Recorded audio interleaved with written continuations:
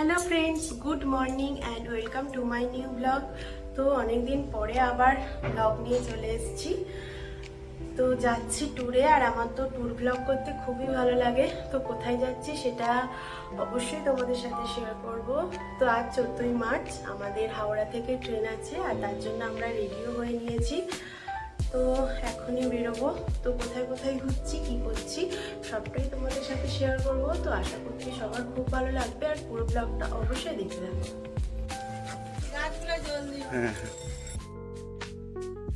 এখানে আমাদের সব লাগেজ প্যাক হয়ে গেছে, আর বাইরেও নিয়ে চলে আসা হয়ে গেছে। আর আমাদের টোটোকে বলা ছিল আগে থেকে, তো উনিও চলে এসছেন। আর এখন টোটোতেই সব লাগেজগুলো তোলা হচ্ছে। আমাদের ট্রেন আছে হাওড়া থেকে, তো তার জন্য প্রথমেই আমরা ডায়মন্ড হারবারের লোকাল ট্রেনে উঠে পড়েছি আর পৌঁছে গেছি শিয়ালদা। আর শিয়ালদা থেকে মেট্রোতেই আমরা যাব হাওড়া। তো এই মেট্রোটা হয়ে খুব সুবিধাই হয়েছে, আর তার জন্যই আমরা এই রুটটাই চুজ করেছি।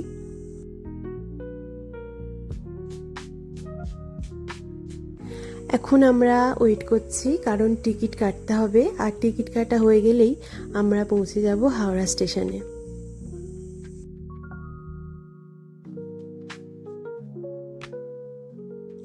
তো ফাইনালি আমরা পৌঁছে গেছি হাওড়া স্টেশনে, আর এখানেই আমাদেরকে কিছুটা সময় অপেক্ষা করতে হবে, কারণ ট্রেন আছে আরও কিছুক্ষণ পরে।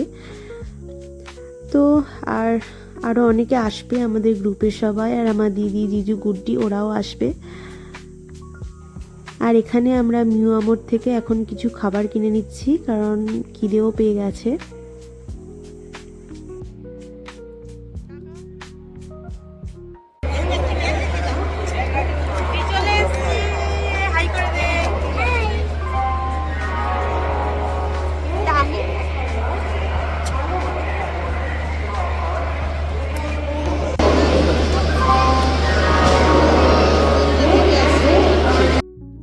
আর এই যে আমার দিদি, তো আমরা সবাই মিলে একসঙ্গে ট্যুরে যাচ্ছি। শুধু যাচ্ছে না, আমার হাজব্যান্ড, ওর একটু কাজ পড়ে গেছে, তাই ও যেতে পারেনি। তাই আমি, বাপি মা, দিদি, জিজু ওদের সঙ্গে যাচ্ছি। আর আরও আমাদের গ্রুপে অনেকেই আছে, তো সবার সঙ্গেই আমি যাচ্ছি।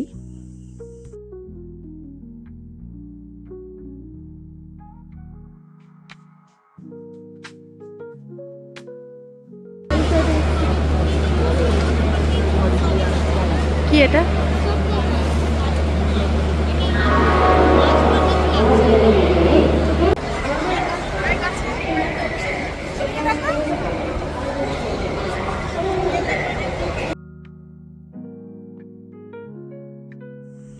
আমরা চলে এসেছি প্ল্যাটফর্ম নাম্বার 5-এ, আর এখান থেকে আমাদের ট্রেন আছে সরাইঘাট এক্সপ্রেস।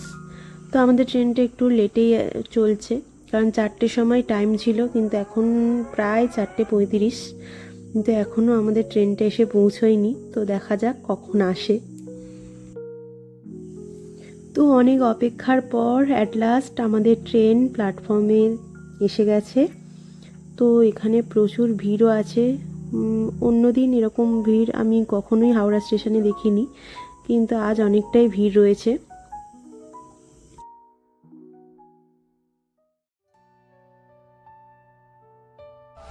এখন বাজে প্রায় 5টা, আর আমরা উঠে গেছি সরাইঘাট এক্সপ্রেসে।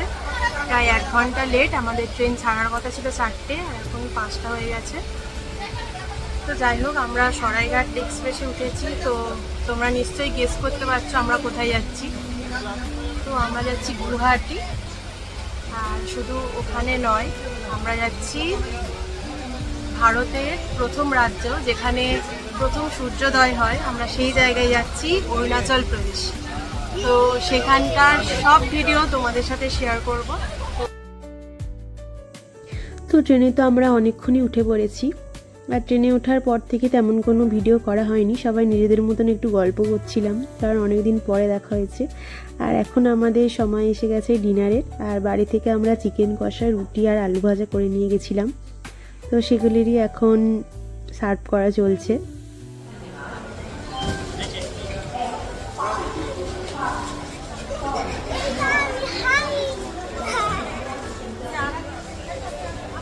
পৌঁছে গেছি গুয়াহাটি স্টেশনে, এখন বাজে 10টা 5। তো বেশি লেট হয়নি,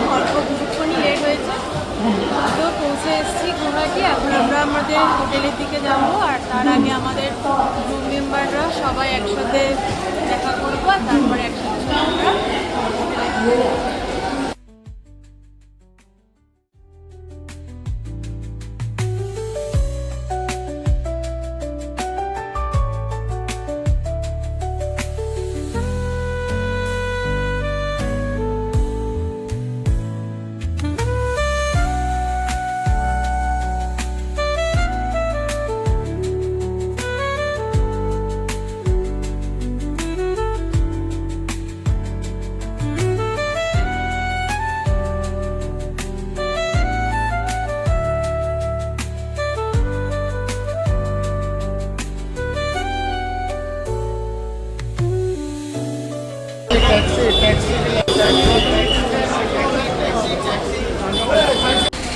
গুয়াহাটি স্টেশন থেকে আমরা চলে এসেছি হোটেলে, আর আমাদের হোটেলের নাম হোটেল অভিষেক রেজেন্সি। তো গুয়াহাটিতে আমরা এখানেই আজকে নাইট স্টে করব। আর আমরা এখন ফ্রেশ ট্রেশ হয়ে কামাখ্যা মন্দিরের উদ্দেশ্যে রওনা দেব।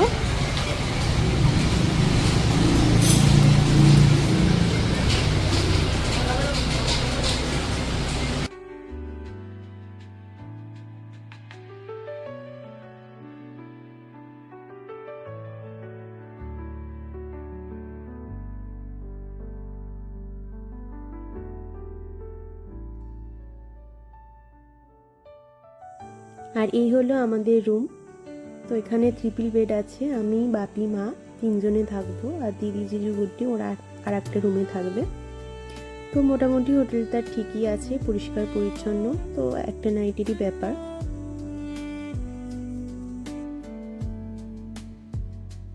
তারপর আজকে আমরা লাঞ্চ করে নিলাম, খুব সিম্পল লাঞ্চই ছিল, ভাত ডাল আলু ভাজা, একটা শাকের তরকারি আর মাছ। তো আমরা রেডি হয়ে নিয়েছি, হোটেল থেকে বেরিয়ে পড়েছি, যাচ্ছি কামাখ্যা দেবীর দর্শনে, কামাখ্যা মন্দিরে। তো চলো মন্দিরে গিয়েও তোমাদেরকে দেখাবো কামাখ্যা মন্দির। এই যে আমরা সবাই রেডি হয়ে নিয়েছি।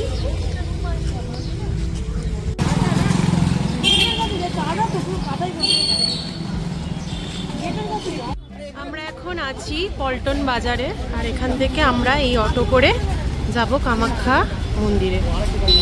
এখান থেকে আমরা অটো করে যাব কামাখ্যা মন্দির, আর এটা হচ্ছে পল্টন বাজার।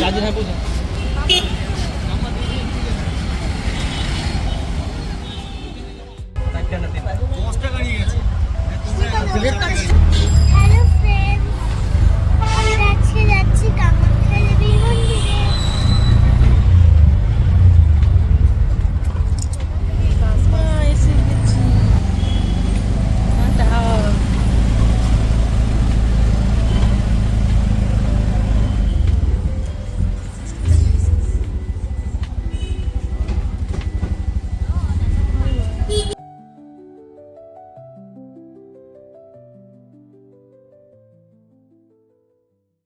আমরা চলেছি কামাখ্যা মায়ের দর্শনের উদ্দেশ্যে।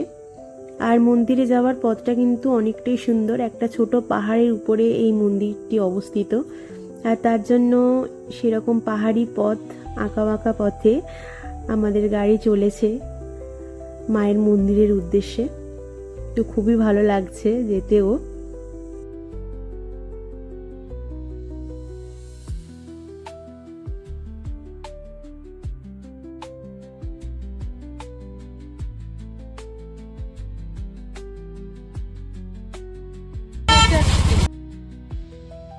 আমরা গাড়ি থেকে এখানেই নামলাম, আর নামার পরেই দেখছি এখানে প্রচুর দোকান আছে, চারিদিকে অনেক গিফট পারপাস জিনিসও আছে, আর প্রসাদের দোকানও প্রচুর পরিমাণে আছে।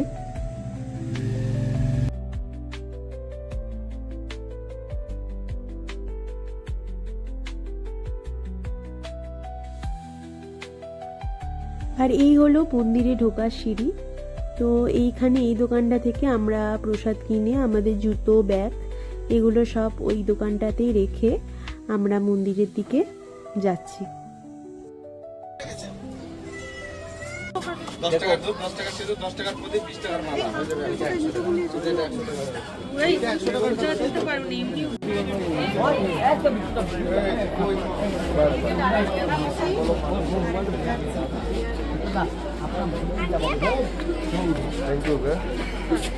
এরকম সিঁড়ি দিয়ে কিছুটা উঠলেই মায়ের মন্দির। তবে সিঁড়িগুলো খুব একটা খাড়াই নয়, একদম নিচু নিচুই আছে, কোনো অসুবিধা হবে না।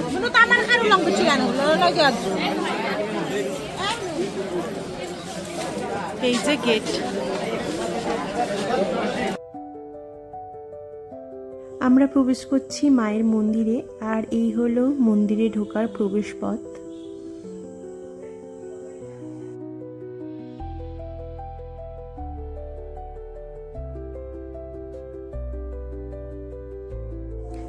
গুয়াহাটি শহর থেকে মাত্র 9 কিলোমিটার মতো দূরে রয়েছে 51 সতীপীঠের অন্যতম এবং উল্লেখযোগ্য সতীপীঠ মা কামাখ্যার সতীপীঠ। এবং আজ আমরা এসেছি সেই মা কামাখ্যার সতীপীঠে। এই সতীপীঠে মায়ের যে 51টি খণ্ডে দেহ বিভক্ত করেছিলেন ভগবান বিষ্ণু তার সুদর্শন চক্রের দ্বারা, তার মধ্যে এখানে তার যোনির অংশটি পড়েছিল। আর যোনি যেহেতু সৃষ্টির উৎস, তাই এখানে মা কামাখ্যাকে প্রজননের দেবী হিসাবেও বলা হয় এবং সৃষ্টির দেবীও বলা হয়। এবং এখানে মায়ের কাছে কিছু চাইলে মা সেটি পূরণ করেন, সেই কারণে মাকে এখানে কামনার দেবীও বলা হয়, আর সেই হিসেবে তার নাম হয়েছে কামাখ্যা। আমরা পুজো দেওয়ার জন্য এখন লাইনে দাঁড়িয়েছি। এখানে টিকিট বিভিন্ন রকমভাবে কাটা যায়। পুজো দেওয়ার যে লাইন, একটা জেনারেল লাইন হয় যেখানে টাকা পয়সা লাগে না, আর একটা হয় ভিআইপি লাইন যেখানে 500 টাকা দিয়ে আগে থেকে বুক করতে হয়। এছাড়াও এখানে এসেও কুপন কেটে টিকিট সংগ্রহ করা যায়, যেখানে ভোর প্রায় 4টে-5টা থেকে কুপন সংগ্রহ করতে হয়।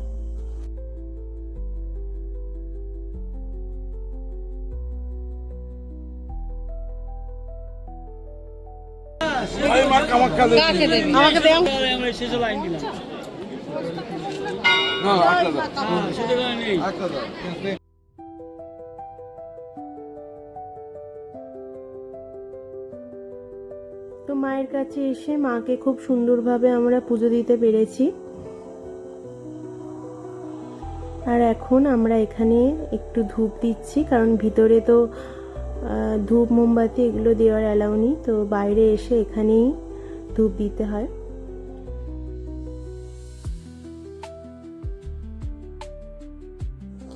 এখানে পাঁঠা বলি দেওয়ার রীতি রয়েছে। অনেকে এখানে পাঁঠা মানত করে ছেড়েও দেন, তো তার জন্য মন্দিরে আসলে এখানে প্রচুর পাঁঠাও দেখতে পাওয়া যায় চারিদিকে ঘুরে বেড়াতে। আমরা এখন মন্দিরের চারপাশটা ঘুরে দেখছি, আর এখানে একটা কুণ্ডও আছে, তো আমরা এখন সেইখানেই যাচ্ছি। অম্বুবাচীর সময় এই মন্দিরে অনেক বড় মেলা হয় এবং মন্দিরটি বন্ধ থাকে প্রায় 4 দিনের মতো। এখানে তান্ত্রিকেরা সাধনা করেন এখানে এসে, এবং মনে করা হয় 12 বছর সাধনা করলে যে সিদ্ধিলাভ হয়, অম্বুবাচীর সময় যদি এই সতীপীঠে এসে 4 দিন সাধনা করা যায়, তাহলে সেই সিদ্ধির ফল পুরোপুরি লাভ করা যায়।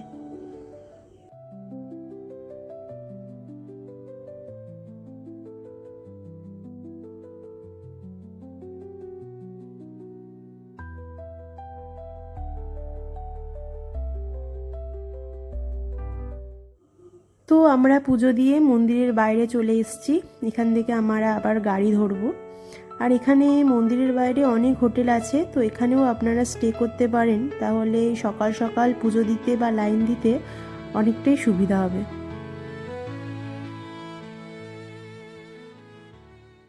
সন্ধ্যেবেলা আমাদের স্ন্যাক্স চলে এসছে, এদিকে চা আর চিকেন পকোড়া। পকোড়া কেমন?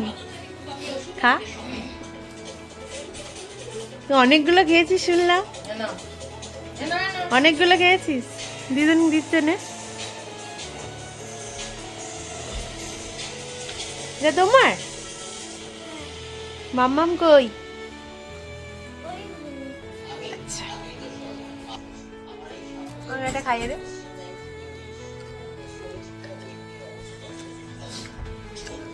আর তার সাথে একটু চা